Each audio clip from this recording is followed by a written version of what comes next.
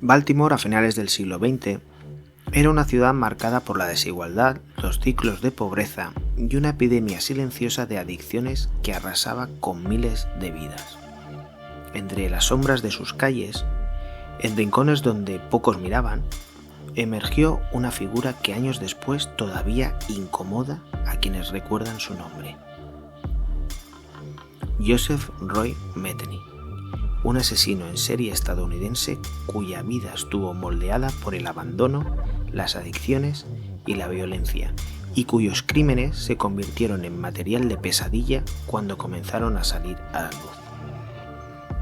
Es un caso donde la realidad se mezcla con las afirmaciones del propio criminal, generando un terreno complejo entre lo comprobado, lo confesado y lo imposible de verificar.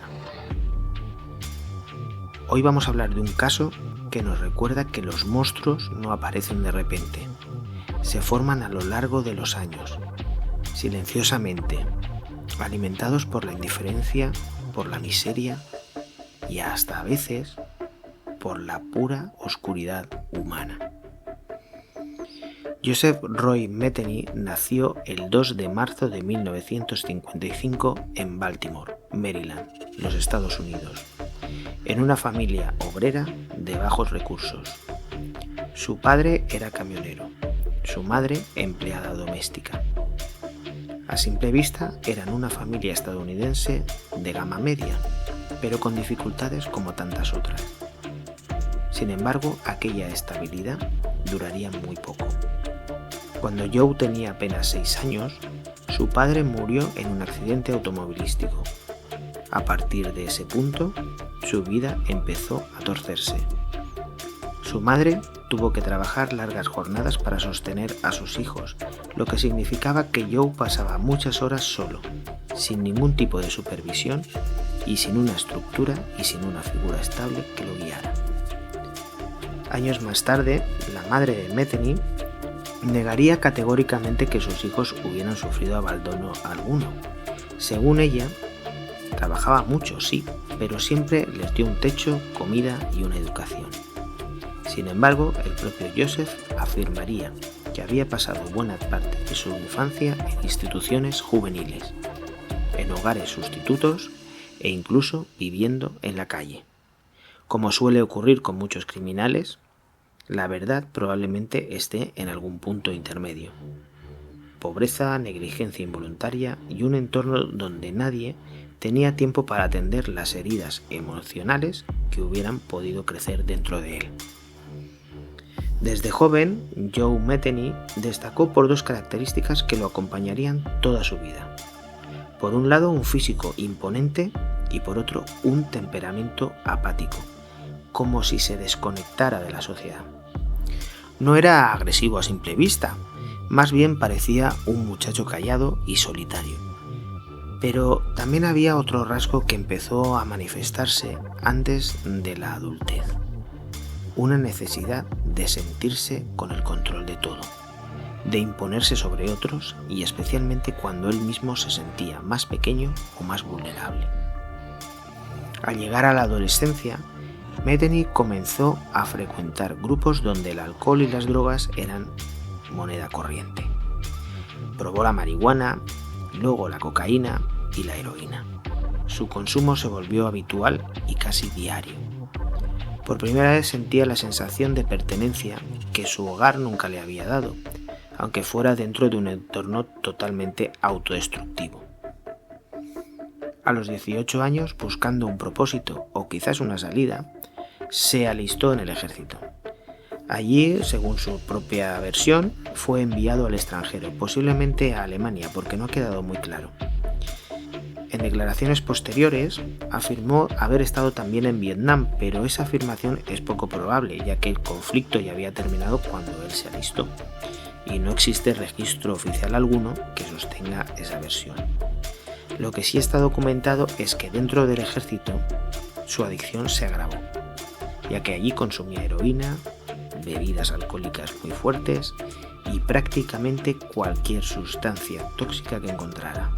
Tras acabar su etapa en el ejército volvió a Baltimore, pero ya no era un joven con aspiraciones, sino un adulto adicto, sin rumbo, sin una familia cercana y sin herramientas para construir una vida estable.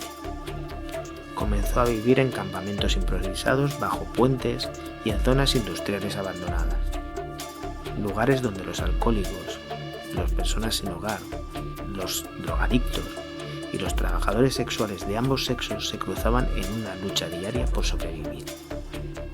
Y ese mundo marginal sería el escenario de sus futuros crímenes. A principios de los años 90, Joseph Metheny habitaba un barrio industrial deteriorado en el sur de Baltimore. Dormía en viejas fábricas, en chabolas o en campamentos clandestinos, como os he comentado antes, y esos espacios estaban llenos de violencia constante, transacciones rápidas, a menudo no muy legales que digamos, y un anonimato absoluto. La policía pasaba de vez en cuando por allí, pero para hacer acto de presencia, porque rara vez profundizaba en lo que allí se cocía. Metheny trabajaba de manera intermitente, como conductor de montacargas a veces o ayudante en depósitos o en almacenes en otras. Era fuerte y cumplidor cuando estaba sobrio, cuando no estaba colocado, lo cual le permitía conseguir empleos temporales sin demasiados obstáculos. Pero su vida personal era un caos. Adicciones, relaciones inestables y una sensación creciente de haber sido abandonado por todos. En 1994 tuvo un hijo con una mujer que también lidiaba con problemas de drogadicción, y un año después, según Joseph, ella lo abandonó llevándose al niño y mudándose con otro hombre. Esta versión, no obstante, está rodeada de contradicciones. Pero para Joe, en su narrativa interna, este hecho fue el desencadenante de una profunda rabia. Según él, dijo que buscó durante días a su pareja y al supuesto hombre que se había ido con ella. Dijo que quería recuperar lo que era suyo. Y dijo también que en medio de esa búsqueda su furia se desbordó de forma irreversible, experimentando un descenso total hacia la violencia y al crimen. Y es que aunque no todos sus crímenes pudieron ser confirmados, se sabe que Metheny atacó a mujeres vulnerables, especialmente trabajadoras sexuales o a personas sin hogar que frecuentaban los mismos espacios marginales que él. Las atraía ofreciéndoles drogas, alcohol o simplemente un lugar para que se resguardasen y pasasen la noche. Su modus operandi era simple. La vulnerabilidad ajena facilitaba el ataque. Metheny no actuaba como los asesinos en serie metódicos que planifican con precisión quirúrgica sus crímenes. Él operaba impulsado por la ira, la rabia, el resentimiento y también como si un depredador se tratase de la oportunidad para hacerlo. En varias de sus confesiones aseguró haber matado a más personas de las que finalmente fueron comprobadas por las autoridades. Hablaba de hasta 10 víctimas. Algunas historias parecían consistentes, pero otras se veían claramente exageradas o eran imposibles de verificar. Y lo cierto es que 2 casos fueron contundentes, los casos de 2 mujeres cuyos asesinatos llevaron finalmente a su arresto. Hay un elemento que hizo su caso particularmente perturbador. Metheny afirmó haber desmembrado a algunas víctimas y haber mezclado partes de sus cuerpos con carne de cerdo y res para vender hamburguesas en un pequeño puesto de comida que manejaba esporádicamente. Las autoridades nunca pudieron comprobar esa parte de la historia y no existen pruebas o datos de clientes afectados por comer carne humana servida por él. Muchos investigadores creen que fue una forma de Metheny para alimentar su propia leyenda, para aparecer como un monstruo mayor de lo que realmente llegó a ser. Pero la sola posibilidad basta para comprender hasta qué punto su mente estaba desconectada de cualquier límite moral. En 1996 se produjo el hecho que desencadenaría su caída. Una mujer a la que Metheny había atacado logró escapar. Corrió hasta una gasolinera cercana y pidió ayuda. Su testimonio fue claro, directo y suficiente para que la policía investigara la zona industrial donde él vivía. Cuando los agentes llegaron al lugar, encontraron pruebas que vinculaban directamente a Metheny con 2 asesinatos. Objetos de las víctimas, restos enterrados, y evidencias circunstanciales que, combinadas con su propia confesión parcial, construyeron un caso sólido. Metheny fue arrestado sin ofrecer ningún tipo de resistencia. Durante los interrogatorios habló más de lo esperado. Detalló algunos crímenes e insinuó otros. Confesó demasiado, quizás por un deseo de ser visto, de ser reconocido e incluso de llegar a ser temido. Y el problema era que en varios casos no había cuerpos, testigos ni evidencias que avalaran aquellas palabras. Para los investigadores, Metheny era un hombre que mezclaba realidad con fantasía y crimen con exageración. Pero los homicidios confirmados, lógicamente, eran más que suficientes para acabar deteniéndolo y juzgándolo. En 1998, Joseph Roy Metheny fue condenado a muerte por uno de los asesinatos. Sin embargo, años más tarde, la sentencia le sería conmutada a cadena perpetua, sin posibilidad de libertad condicional, al reconsiderarse algunos aspectos procesales. De esta manera pasó el resto de su vida en la prisión de Western Correctional Institution, en Cumberland, Maryland. Allí siguió hablándole a quienes quisieran escucharlo. Periodistas, escritores, criminólogos.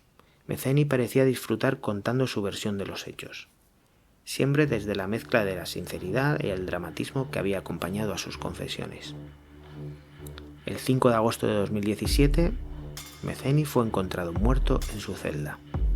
Las causas nunca fueron reveladas públicamente, aunque no existían señales de violencia. Para quienes estudian la conducta criminal, Joseph Metheny es un caso complejo, ya que no encaja en el molde clásico del asesino organizado, del asesino en serie, ni el de psicópata meticuloso, y tampoco se ajusta del todo al perfil del asesino desorganizado e impulsivo. Se podría decir que era más bien un híbrido, un hombre o un asesino moldeado por traumas tempranos como el abandono emocional, la pobreza o la ausencia de figuras estables, moldeado por la adicción profunda a las drogas y al alcohol durante décadas, moldeado por una vida en la marginalidad en entornos donde la violencia era cotidiana y hasta cierto punto normalizada, moldeado por la furia acumulada, moldeado por la necesidad de control, una característica que ejercía especialmente con personas vulnerables. El elemento más inquietante de su personalidad era su aparente falta de remordimiento. No mostraba empatía, tampoco expresaba placer al matar como otros asesinos, más bien hablaba de sus actos con una frialdad, podríamos decir, burocrática, casi como si describiera una tarea mecánica o una tarea totalmente rutinaria. Lo que lo hacía aún más peligroso era esa combinación, la emoción apagada, pero mezclada con esa violencia brutal. El relato sobre las hamburguesas hechas con carne humana fue sin duda uno de los aspectos que más atención mediática generó, pero los investigadores que estudiaron el caso insisten en que nunca se halló una evidencia real, ni restos ni testimonios que respaldaran esa afirmación. Metheny pudo haberlo inventado para impactar como muchos criminales narcisistas, o pudo haber mezclado hechos reales con exageraciones, o quizás simplemente jamás ocurrió. Sin pruebas sigue siendo una parte sombría del mito que rodea a este asesino. Se le apodó como el caníbal, de Caníbal, y su apodo irónicamente se popularizó más por las palabras que por los actos confirmados. También se le apodó de otra manera, Tini, y esto fue más bien como una broma cruel entre quienes lo conocían.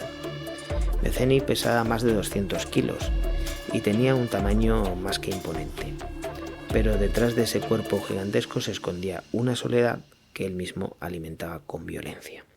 La historia de Joseph Roy Metheny no es solo la historia de un asesino, es también el reflejo de los fallos de un sistema, de los vacíos en la atención de la salud mental, de la violencia oculta en comunidades marginadas, de la indiferencia hacia quienes viven en el borde de la sociedad y de los agujeros por donde se cuelan individuos capaces de cometer atrocidades sin ser detectados durante años.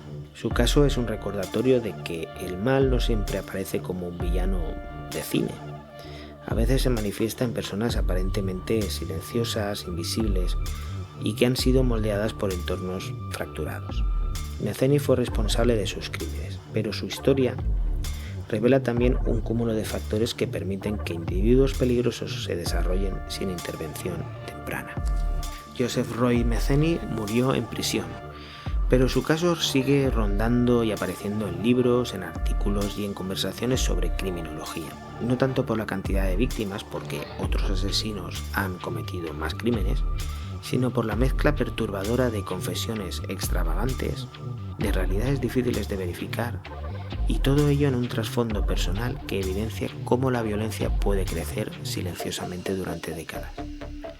Entender a Metheny no significa justificarlo, sino comprender cómo se construye un depredador humano, cómo la pobreza, la adicción, el abandono y la falta de apoyo pueden acumularse hasta volverse combustible para tragedias. Hoy hemos recorrido su vida desde el origen hasta el final. Un recorrido incómodo, pero un recorrido necesario para entender cómo se forman estos casos y, con suerte, reconocer señales que permitan evitar que surjan otros casos similares.